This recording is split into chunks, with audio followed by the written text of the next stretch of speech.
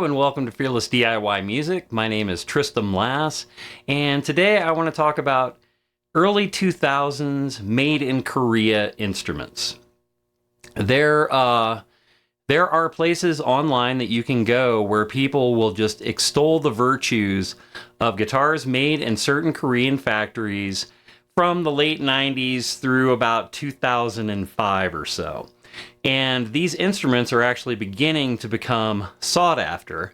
It's really super interesting to me because I happen to own 4 instruments from 2002 that were all made in Korea in one of the good factories. So I'd like to talk a little bit about the guitars that I have, and then let's break down whether or not we think these things are actually magical. Are these to be, are these collectible, sought-after instruments? Do they deserve those tags, to be collectible, to be sought after? And I'd like to start by saying that my first guitar in this group of 4 that I have was a Dean Evo, just like this one that I'm holding here, except the Evo 60, which was a P90 guitar. It is in a kind of baby blue color. To this day, it is my only P90 single cut with 2 pickups in it. And I bought it off Musician's Friend. I think I spent around $529 for it, brand new back then. And I just liked the look of it. I wanted a P90 guitar. So I just went ahead and bought it, sight unseen, got it. And it ended up becoming one of my primary stage guitars for the remainder of my performing career. It was usually always up there on stage with me. If not starting the show, it would come in at some point during the show. Come to find out that that was an unsung guitar from 2002. And the early part of the year, these all of mine were made like in the first 6 months of 2002. But I didn't know any of that. And which brings me to this Epiphone Les Paul right here. I got this guitar in a trade. I had a Schecter acoustic that I wanted to get rid of. A person offered me this guitar in trade. I took them up on it. It is an Epiphone Les Paul with a plus top on it. It also an unsung from the early part of 2002. And he told me that. And he acted like, wow, man, you're really getting a cool guitar here. And I knew nothing about these things. So I looked it up. And that's what got me kind of like, my wheels started spinning a little bit. And I'm like, well, I really like this Dean Evo 60. And this guitar has turned out to be an amazing instrument as well. And the build quality is excellent. I did replace all the electronics in it and stuff like that. But the neck and the body are amazing. So that's what started me on my journey to getting a couple more of these. And the next one that I got was this one right here. I bought this guitar about 6 years ago for $250 on Reverb. I knew what I wanted. I saw the serial number on the back of the headstock in a picture, compared it to the one on the headstock of my existing Dean Evo that I had. Saw that they were really close, looked it up, and I was like, okay, I'm just going to buy it. And I bought it, and this guitar we'll be playing here towards the end of the video. This guitar has remained completely stock, with the exception of I put different knobs on it, and I went ahead and put the poker chip on to kind of dress it up a little bit. Other than that, this guitar is one of the very few in my collection that has remained stone cold stock. I have not changed the pickups. I have not changed any of the wiring. It is as it came from the factory as far as I can tell. It does have push-pulls on it, but they look like they're factory installed. They do not look like somebody added them after the fact whatsoever. It all looks like typical wiring, typical wire gauges, typical wire color codes that you would see from that era.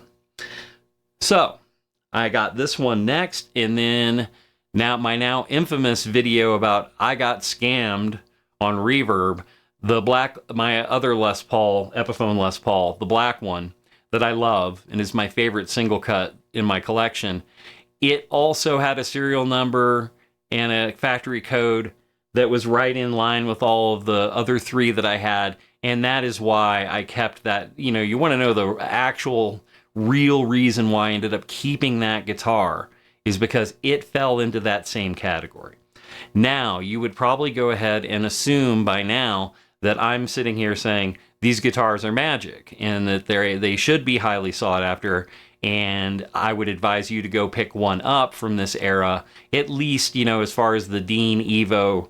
And this is a carved top, by the way. This isn't one of the Evos that's the flat top $169 version, the XM series or whatever. The original run of Evos with the carved tops, these were made to compete with Paul Reed Smith, a budget version of Paul Reed Smith. These have the 25-inch scale. They have a similar neck profile to a PRS. They, kind of have the PRS vibe, I guess. I'm not a fan of PRS per se, but I do love these guitars in particular, the Dean Evo. So I'm not talking about the cheapo ones. I'm talking about the ones from early 2000s that unfortunately now are starting to push up, getting close to $1,000 in some cases to find these guitars now.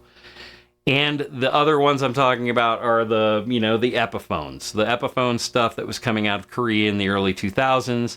From what I know, and I've played others as well, they're all excellent instruments. So I would have to say that there is something to it. My guess is that as the companies began to shift from, obviously the shift from Japan had happened. From Japan, we go to Korea to Indonesia, Indonesia to China. I think that those Korean guitars, I think that the companies really wanted to see that succeed. They wanted the budget guitar game to be elevated a little bit. I can just feel it in these Epis especially, and in the Evos, but especially the Epis. It feels like, they really wanted to, Epiphones aren't junk. They can be really good instruments. Now, I know that there's a lot of debate around, when they shifted from Korea to China, there was a bad period. That I cannot verify. I've never owned any of those instruments, so but I could see that happening. Now their quality control, from what I know, is wonderful. But now that we're coming 20 years out from when these guitars were made, it's kind of a cool thing to think, you're going to get a good build quality, at least in my experience. Please, in the comments section, if any of you have had one of these or any other Korean-made guitar from maybe the Unsung Factory or one of the other highly esteemed factories from that era, and you've had a terrible experience with it, I'd love to hear about that. Because I'm sure that there were good guitars and bad guitars. I just find it highly unlikely that I would have lucked out and happened upon 4 guitars from that particular factory, from that particular era, and they all are really great guitars, great players. Like I said, the bodies, the necks, the fretwork, I just can't really say enough about it. So back to my point, because I'm rambling along here.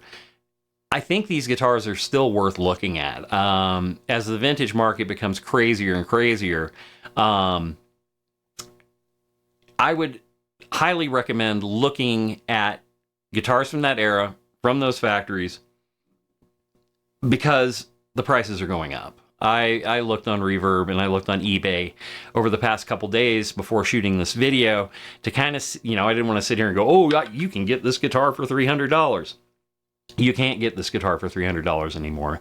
I think the cheapest one I saw that's exactly like this one that's online right now was over $800, which I wouldn't pay that much for one at this point because I paid so little for the ones that I have. So anyway, let's take a little listen. This is the one I want to kind of play because it is stone stock. I mean, this is, as far as I can tell, I've been through the guitar. Nothing has been changed from the factory. I mean, I did give it a fret level and adjustments, but other than that, and intonation and stuff, other than that, the knobs and the poker chip, all that's changed. So let's take a little listen. We're clean right now. Start on the neck pickup.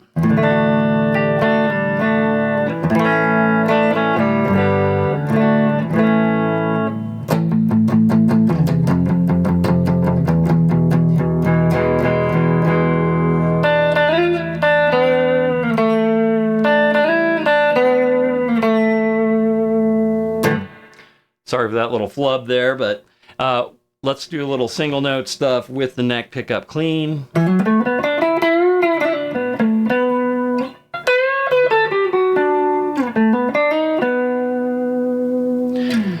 Really nice tones there. Then when you go to the middle, which I always like to just kind of finger pick.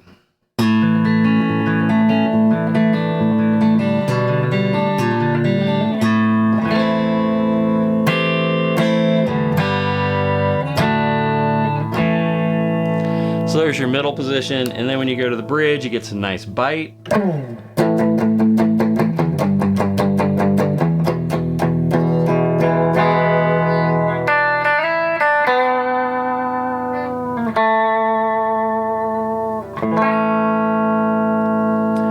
All right, so then we also have push-pull pots on this guitar. So let's pull up on the neck pickup.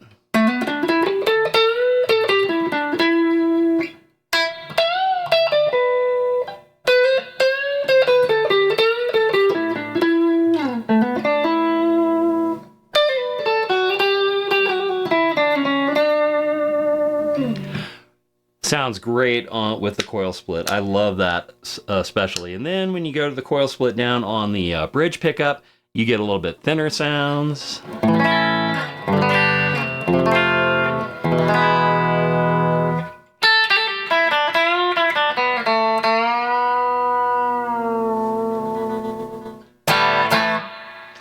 And you get some really nice bright and, like I said, a little bit thinner tones there.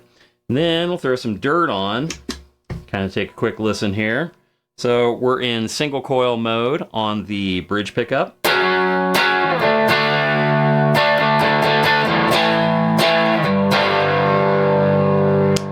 we go to humbucker.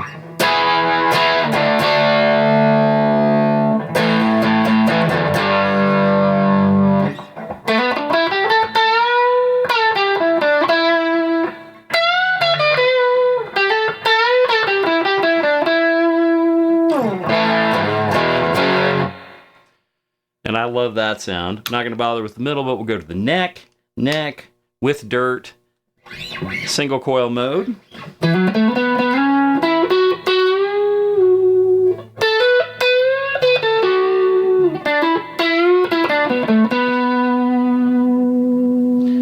Humbucker.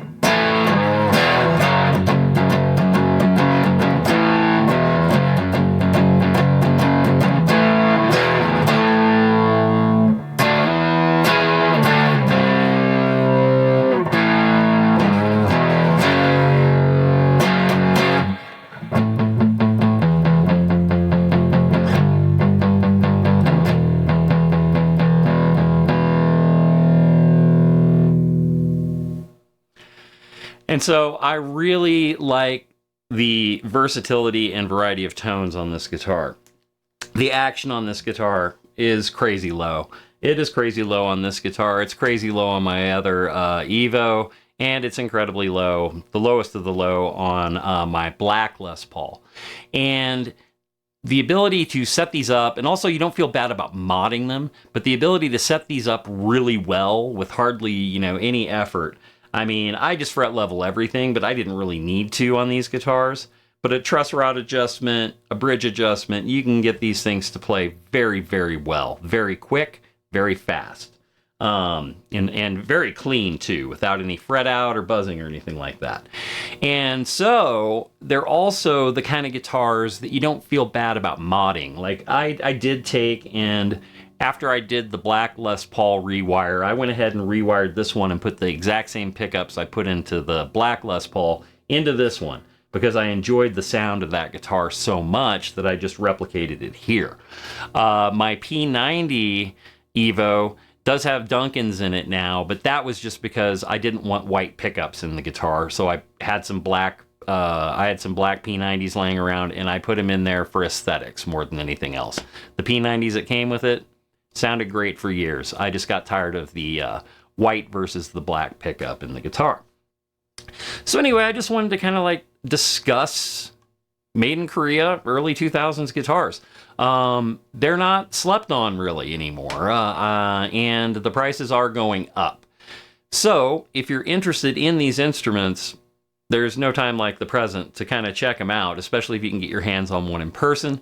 Buying them sight unseen, may be a little iffy in some cases.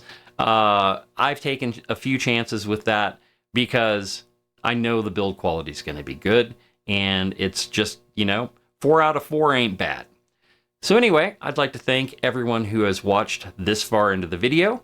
A like, a subscribe, and a share would be greatly appreciated. Subscriptions are going up, and comment section is getting bigger and bigger. Truly, truly appreciate it. I'm having a lot of fun making these videos, and I look forward to reaching some milestones so that we can do more interactive things in the future with the channel. So anyway, thank you so much, and we'll see you next time.